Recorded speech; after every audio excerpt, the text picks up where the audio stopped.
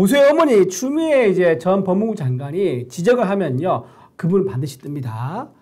지난번 윤석열 대통령 그랬죠. 그렇죠. 윤석열 대통령 검찰총장 시절에 추미애 전 법무부 장관이 징계위원회 회부하면서 윤석열 대통령이 갑자기 검찰총장에서 대선 주자급으로 100단계 도약을 해버렸습니다. 근데 이번에 또 주기현 판사를 지적을 했습니다. 최악의 인물이라고 했는데요. 거꾸로 말하면 무슨 의미겠습니까? 보수의 어머니가 뽑은 올해 최고의 인물. 최고 인물 아니겠습니까? 그런 의미에서 주기현 판사가 오히려 추미애 의원 덕분에 더 뜨게 생겼다 말씀드리고요. 구속 취소 이 사유는 굉장히 많은 화제를 낳았습니다. 첫 번째 사유가 구속 기간인데 사실 이거는 헌재 심판이랑 별 관계가 없습니다. 가장 중요한 건 두 번째 이유였죠. 바로 공수처가 수사권이 있느냐 없느냐인데 서울중앙지법 주기현 판사는 공수처는 수사 권한이 없다. 내란 혐의에 대한 수사는 경찰만 가지고 있다고 확실하게 정리를 해줬기 때문에 이거는 헌재에 가지고 굉장한 기각 사유 또는 각하 사유가 지금 되고 있기 때문에 민주당에서 지금 전부 다 발등에 불이 떨어진 상태다. 그렇게 말씀 좀 드립니다. 물 마실 시간 좀 들으세요. 네, 지금 김금혁 보좌관이 왔기 네. 때문에 소개를 해드려야죠. 네. 자. 네. 김금혁 보좌관님, IM 그라운드 자기소개 좀 부탁합니다. 네, 안녕하세요. 평양에서 온 김금혁입니다. 여러분들 제가 조금 늦게 도착했는데 죄송하다는 말씀 먼저 드리겠습니다. 네. 지금 평양에서 오신 거예요? 옛날에 왔는데요. 제가 밀고 있는 소개 멘트로서 좀 별로입니까? 좋습니다. 평양에서 온 남자 너무 좋습니다. 따끈따끈하게. 평남입니다. 예.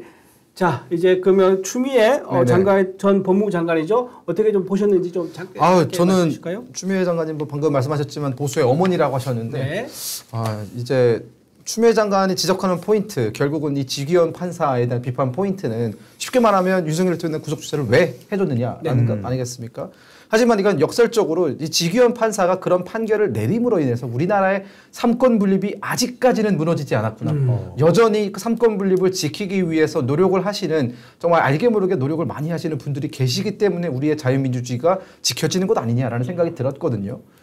왜냐하면 이 지기현 판사 같은 경우에는 지금 얼마나 큰 압박이 있었겠습니까? 이 구속 취소 관련해서 사실 구속 취소가 그렇게 자주 있는 일도 아니고 제가 알기로는 정말 수십 년 만에 처음 있는 일이라고 하죠. 그렇기 때문에 만약 본인이 그런 판결을 내렸을 때의 닥쳐올 후폭풍에 대해서 지금 많은 사람들이 우려하고 있는 것이 민주당이 190석 넘게 가지고 있으면서 민주당과 그 주변 세력들이 그렇게 가지고 있으면서 그 사법부를 상당히 압박을 하고 있고 그러면서 만약 사법부가 본인들의 입맛에 맞는 결론을 내놓지 않으면 뭐 갖다 붙이면 다 갖다 붙이면서 지금 모욕감을 주고 있지 않습니까? 그런 상황 속에서 이렇게 소신 있게 판결을 내릴 수 있다라는 것은 사실 저는 그 지기현 판사의 그 판결 그리고 개인의 그 여러 가지 신념에 대해서도 정말 높은 찬사를 해야 되는 것이 맞는 것이지 역으로 생각을 해보십시오. 만약 국민의힘이 막 민주당이 지금 어떻게 보면 190석인데 국민의힘이 190석을 가지고 있어요. 근데 국민의힘이 그 정도의 힘을 가지고 있는데 만약 국민의힘한테 유리한 판결을 내렸다라고 하면은 지기현 판사는 민주당 입장에서는 왜 권력을 따라가느냐 이렇게 얘기하지 않겠습니까? 근데 지금 권력을 갖고 있는 것은 누가 봐도 민주당이에요. 근데 그 권력을 갖고 있는 민주당이 가장 싫어할 만한 판결을 내릴 수 있었다라는 것은 지기현 판사의 개인적인 성향이 뭐 반민주당이라서가 결코 아니라 아무리 이걸 우리가 들여다보고 따져봐도 결국은 결론은 그렇게 나올 수밖에 없는 것이기 때문에 그냥 법리대로 순리대로 내린 것뿐이다. 근데 여기에 대해서 민주당은 그렇게 법치를 강조하더니 또 본인들 입맛에 맞지 않는 결과가 나오니까 모든 스피커들을 동원해서 판사를 공격한다. 근데 또 한 가지 팁을 드리자면 지금 이재명 대표 사법부를 그렇게 비판해서는 안 돼요. 추미애 대표는 참 눈치가 없는 게 이재명 대표는 본인이 사법부를 공격하다가 지금 1심에서 지금 얻어맞지 않았습니까? 그러다 보니까 김민석 전 대변인 그분도 김민석 최고위원인가요? 그 사람도 막 사법부를 공격하다가 갑자기 이제 아무 말도 안 하고 있단 말이에요. 근데 추미애 대표는 여기서 멈췄어야 되는데 눈치 못 차리고 또 사법부를 공격하면서 이재명 대표를 굉장히 난감하게 만들고 있다.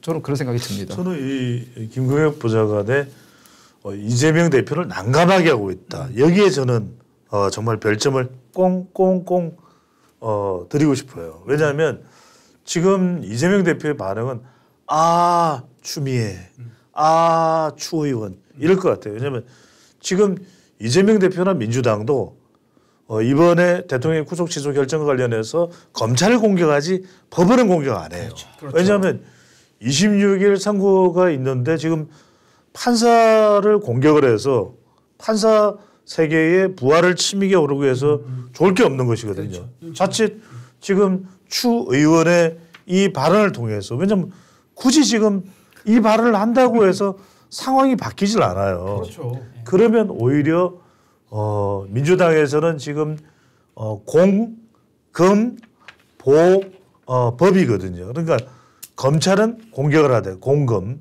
그다음에 보, 법. 그러니까 법원은 보호를 하는 겁니다. 그런데 이 전략이 틀어져 버리는 거예요. 이게 참 우리도 그런 거 있잖아요. 다들 모여서 전략회의를 하는데 한 사람이 엉뚱하게 대처를 해. 그럴 때 막 난감하잖아요. 그렇죠, 그렇죠. 네. 그때 나오는 음악이 난감하네 이런 게 있어요.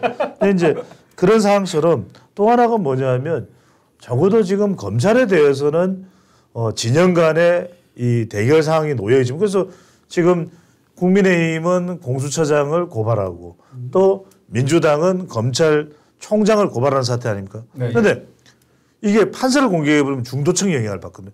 가뜩이나 지금 이재명 대표는 북극 항로까지 해서 중도층을 개척해놨어요. 북극까지.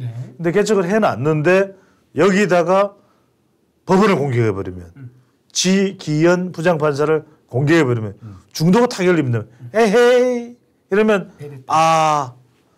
추 의원 이런 얘기가 나올 수밖에 없죠. 그래서 지금 추미애 의원이 이재명 대표를 오히려 뭔가 딴 생각하고 있는 거 아닌가? 이재명 대표를 매겨서 혹시나 이재명 대표가 사법부의 미움을 사게 돼가지고 3월 20일 선고에서 유죄가 나온다 그러면 그러면 사법 리스크로 이재명 대표를 끌어내릴 수 있고 그러면 저 자리에 내가 갈 수 있지 않을까라는 그런 소설을 쓰고 있지 않는가 그런 시나리오를 준비하고 있지 않는가라고 조심스럽게 추측해 보고요. 그렇다 그러면 이건 추미애 혼자 쓰는 게 아닐 것이다. 추미애 의원과 몇몇 인사들이 같이 모의해가지고 아마 준비하고 있는 게 아닌가라는 생각을 조금 해봅니다. 네, 안 들은 걸로 하겠습니다.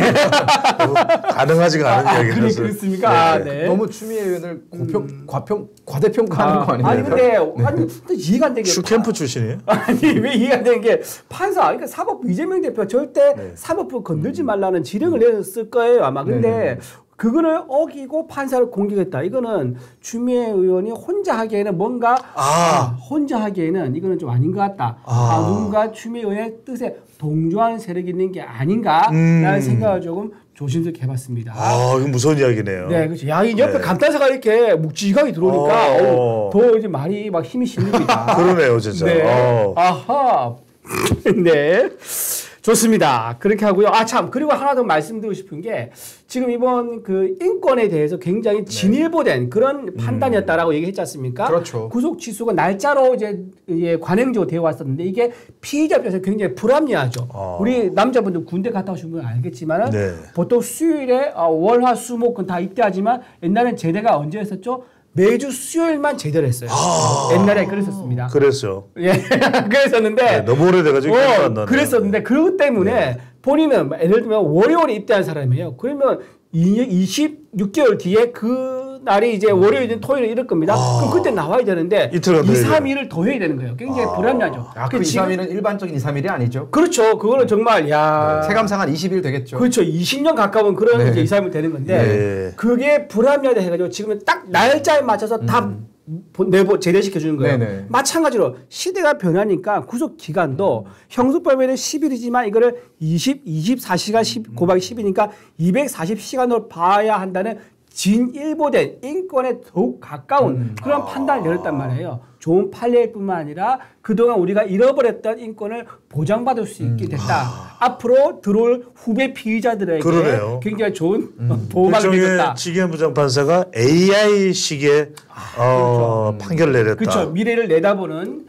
그런 이제 좋은 판결을 내줬는데 여기서 잠깐 제가 한 3분만 말씀드릴게요. 30분 하세요. 30분까지 그렇게 말씀드리면 이게 영국에서 시작됐거든요. 마그나 카르타라고 너무 잘 아시죠? 영국의 명예혁명 마그나 카르타 이게 뭐냐?